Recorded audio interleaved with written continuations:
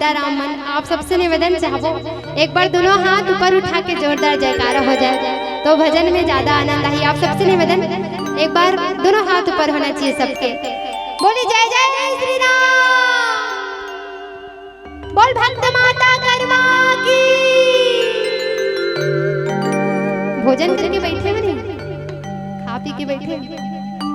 जीवन में ना भोजन और भजन दोनों जरूरी होते दाई।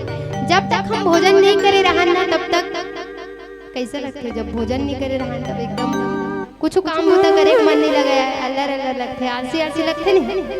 तो जब हम भोजन करे से शरीर तृप्त होते और भजन करे से ये आत्मा तृप्त होते, ये जीव तृप्त होते। तो आप सबसे निवेदन, अत्यंत सुंदर सौभाग्य मिली समस्त साहू परिवार के माध्यम से परमात्मा रामचंद्र जी की सुंदर कथा को सुने और सुनाए के अवसर मिले हैं। तो ऐसा अवसर बार बार नहीं मिले और ऐसा मौका मिले है तो ऐसा कर्म करन के जीव है शिव ले मिला, परमात्मा ले मिले। लेकिन परमात्मा ले कब मिली? जब हम भजन करबो, सत्संग करबो, कीर्तन करबो तब। आप सबसे निवेदन चाहबो भजन के माध्यम से परमात्मा रामचंद्र जी ला बुलाना है और मीठा मीठा ताली के साथ भजन में यात्रा करबो। चलो जेकर जेकर एक हाथ है अपन एक हाथ ऊपर करो, दोनों हाथ वाले दोनों हाथ ऊपर।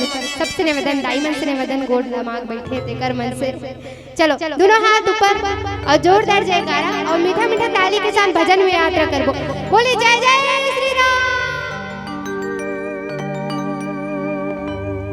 राम नाम गंगा माँ डुबकी ते लगाने भोले पार जावे ना। राम नाम गंगा माँ डुबकी ते लगाने भोले पार जावे ना। सुकर मिले वो पातारा कहाँ ना। सुकर मिले वो पातारा कहाँ ना। राम नाम गंगा माँ डुबकी ते लगाने भोले पार जावे ना।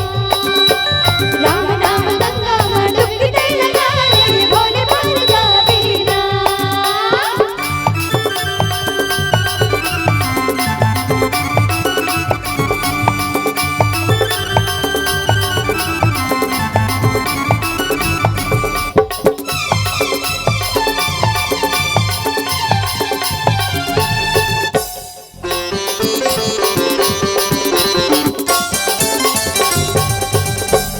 आई अकेला ते जाबी अकेला,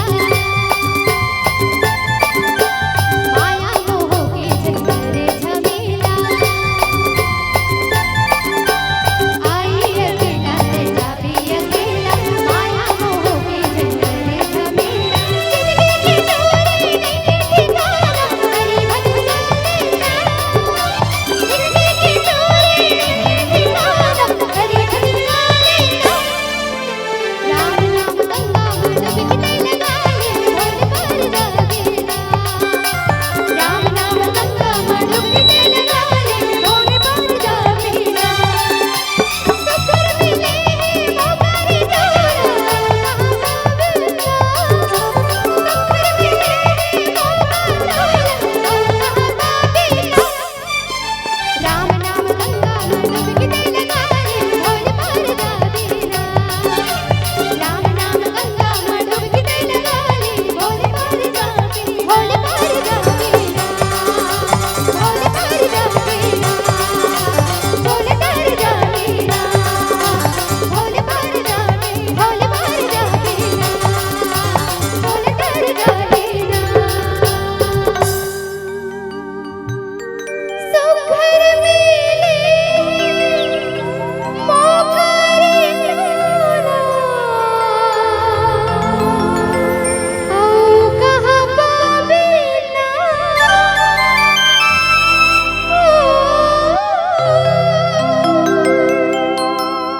सुकर मिले मौका जे टोला,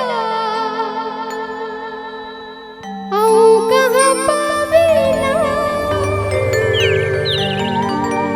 राम नाम गंगा माँ डुबकी ते लगाने